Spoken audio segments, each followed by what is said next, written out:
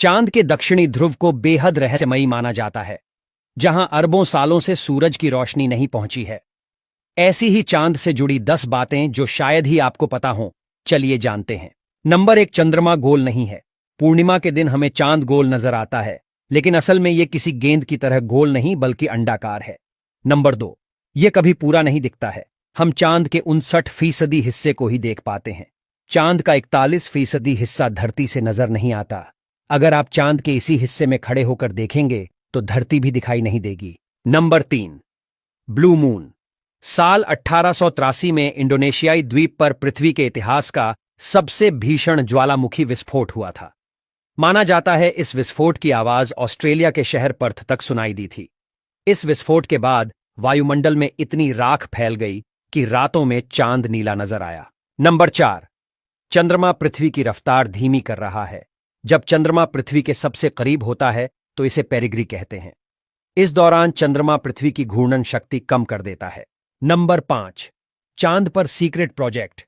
एक दौर ऐसा था जब अमेरिका चांद पर परमाणु हथियार के इस्तेमाल पर विचार कर रहा था, जिसका मकसद सोवियत संघ को अमेरिकी सैन्य शक्ति से अवगत कराना था। नंबर 6, चांद पर गहरे गड्ढे। चीन में एक प्राचीन धारणा रही है कि चांद पर एक मेढक रहता है जो चांद के गड्ढों में बैठता है।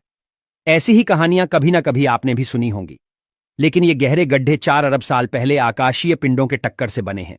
नंबर 7, चांद की रोशनी। पूरनमासी के एक चांद से आप अगर सूरज के बराबर की रोशनी चाहेंगे तो 3,98,110 चंद्रमाओं की जरूरत पड़ेगी। नंबर 8, चांद पृथ्वी से बना है। नासा के मुताबिक चंद्रमा पृथ्वी से ही बना है। वैज्ञानिकों का मानना है कि अरबों साल पहले पृथ्वी से एक ग्रह टकराया।